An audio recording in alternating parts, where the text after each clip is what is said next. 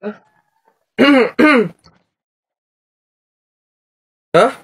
Hoy, babe! Oh, baby ko, 143, bakit? Dalawa ba account ba sa Instagram? Aha? Wala! Ito may nag-chat sa akin, no? Mukha mo yung nasa profile. Eh, alam mo, babe, poser ko yan. Ganito nga gawin mo, pag-tripan mo nga yan, ipa-fall mo sa'yo, i-entertain mo. Tapos, pag makikipag-meet ka na, ako yung sisipot para malaman kung sino ba yung poser ko na yan. Wait lang. Ano kaya pwedeng i-chat dito? Mahal na atake. Ay, hindi na yung agad-agad naman. Hello. Ayan. Ayun na. Kumain ka na ba? Ano ba pwede i-reply ko? Ito na lang. Handa akong magutom para sa'yo! Anong magagawa? Laging natutulala. Ano pa ba? Send moan. Anong moan? Ang bastos mo naman, babe. Nakapagkita ka na nga. Ito na. Feel ko mahal na kita, kaya magkita na tayo sa ilalim ng tulay. O, yun na, babe. Nasaan na ba yun? Ate Lloyda, ikaw ang poser ko? Hindi Hindi ko nga alam yung mga poser na yan eh. May tinitignan lang ako ditong kangkong. Huwag ka na magkaila, huling-huli ka na. Ikaw lang naman yung kausap ng jowa ko na magkikita kayo dito sa ilalim ng tulay. Bakit mo naman nagawa yun? Di mo naman sinabing may asim ka pa pala? Pasensya ka na, Iha. Ang pogi kasi ng boyfriend. Ay, hindi. Kasi, ang dami mo kasing followers sa Instagram. Naiinggit ako. Baka ako pag ginawa kita ng poser, dumami din yung followers ko sa Instagram. Madali lang naman dumami yung Instagram followers. Gusto mo ba? Abay, oo naman. Paano ba yan? Pumunta ka sa TikTok account ni Kenkoy. Click mo yung link doon sa bio niya. Tapos ayun na, doon mo malalaman kung paano dumami ang Instagram followers. Siya, ganun lang pala kadali. Sige, pasensya ka na. Basta click mo yung link doon sa bio ni Kenkoy para dumami yung Instagram followers mo. Tara na, magsiuwi na tayo.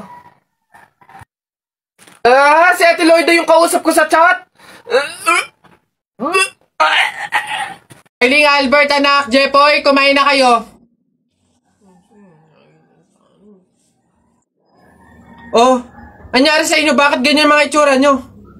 Kasi darling, natalo kami nung pamilya ni Paring Kaloy dyan sa nauusong flip-top ng mga bata ngayon. Visit. Baka naman kasi hindi mo kinausap ng ayos. Tsaka, sa mga flip-top na yan, bakit ba naman sasali pa kayo sa mga ganyan? Away, bata lang yung mga ganyan eh. Tara nga kay Paring Kaloy, samahan nyo ako, kausapin natin na maayos. Maayos ha, mahinahon. Paring Kaloy! Sino yun? Hoy, Marindelia, napasadya ka, anong meron? Ayun nga Paring Kaloy, yung asawa at anak ko, medyo inis nga sa inyo, gawa ng natalo niyo daw sa flip-top na yan. Oo. Wala naman problema sa akin kung talagang mayayabang kayo. Wala naman problema kung natalo nyo sila sa flip-top na yan. Pero ang sa akin lang naman, away bata yung mga yan. Malalaki na tayo, wag na tayong makisali pa. No? Sige Paring Kaloy, una na kami. Salamat, sige. Dog ka ng dog! Nakita ko yung tatay mo tinutuli sa ilog, natira itlog! Ano? Asawa ko yan, darling! Aba, teka, biglaan to Alam ko trabaho ng tatay mo, tanod. Nakita ko sa ilog, inaanod!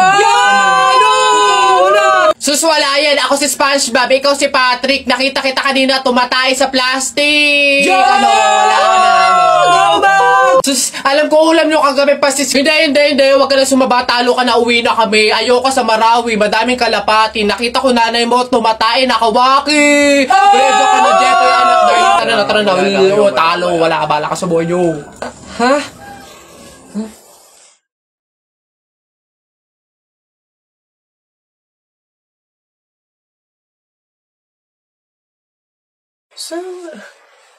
Hoy anak! Ano yung ginagawa mo? Bakit ka dyan kumakain sa dilim ha? Alam mo, bawal yan, pamahiin yan. Hindi ka daw pwedeng kumain ng pagkain sa dilim. Mabubulag ka daw.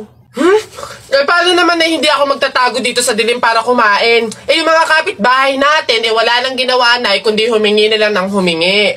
Wala na nga rin tayo makain sa kakahingi nila naku Mare, pasensya ka na. May dumating kasing biglang bisita sa amin. Nakakahiya't wala akong maipakain. Wala pa din naman yung mister ko. At saka hindi pa nun sahod. Baka naman meron ka dyan kahit anong pagkain na pwede maipamerienda. Sige na, nakakahiya naman kasi. Oo nga naman, Mare. Ako naman, naubusan na ako ng bigas. Nakakahiya naman ulit mangutang kina Ate Telay. Gawa nga ng 3 kabang bigas na yung utang ko doon. Baka naman meron kang maipahiram man lang dyan miski 1 kilong bigas. Sige na. Tsaka nga pala, yung ipapaulam ko sa mga anak ko, itlog na nilaga lang, nakakaawa naman yung mga bata. Baka naman pwedeng pakidagdagan miski fried chicken. Dali na. Nako, Mari, pasensya ka na. Wala na rin kasi kaming naiyakin yun. Ito, Mari, baka pwede na to. Pasensya na ha. Paghatian nyo na lang. Yan. Salamat, Mari. Naku, babawi naman kami next live. Sige, salamat.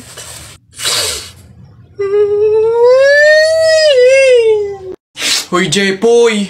Bakit?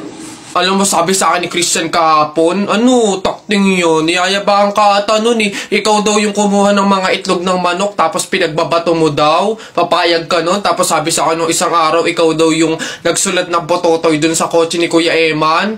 Papayag ka nun? Kung ako hindi ako papayag dun, sasapakin ko talaga yun. Sinabi niya yun? Nasaan yan?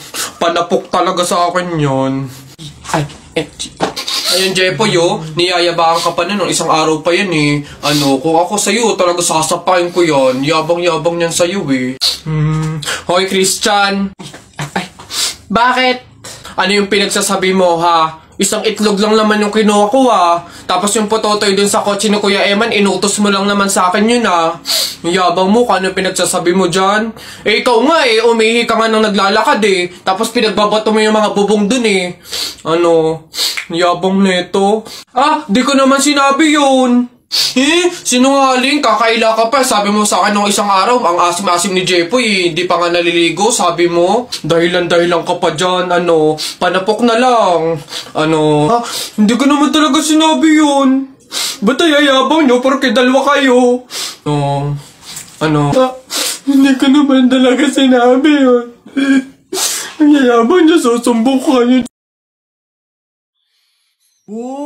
Boboy, ang dami mo namang pogs. Sana all.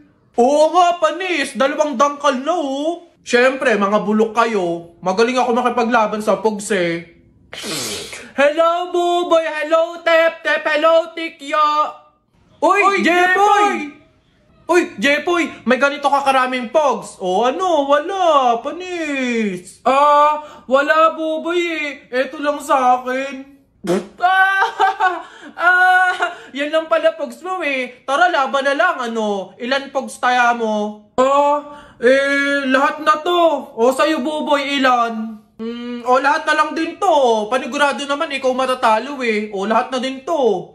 Sure ka dyan, Boboy, Oo nga, tadyak ka. Bilisin mo na, tumira ka na.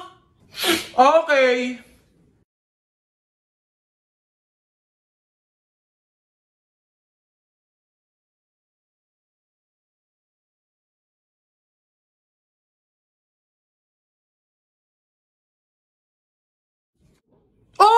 Panis! Panalo! Akin na lahat ng pogs mo! Sarap! Iyak! Uwing talo! Ikaw muna maliit! Ba't ang yabang mo dyan? Para pogs lang eh. Flip top. Sa flip top tayo maglaban. Dito panigurado, talo ka. Tara agad! Piso-pisong malupet. Ika'y nagpagupet sa tatay mong malupet. Kaso nga lang walang puwet! Ano kaya yun na ito? Isa, mudawa, mutaru-taruta, semplang, plak, datay mong sariba! Waipek ko, ito, ang baw na naman ng kilikili mo. Ang baw na naman ng kilikili mo. Nangangamoy, amoy chooks to go! Wala na bang iba? Eto, gusto mo bang dos? Wag kang bastos. Bibigyan kitang dos, mamayang alas dos! Sino ba yung may ingay na yun? Ate Deloy! Hoy! Kayo mga bata kayo magsiuwi nga kayo. Huwag kayo magingay dito Ang babantot ninyo. Beb, ang sarap nito, True, pati yung price ko.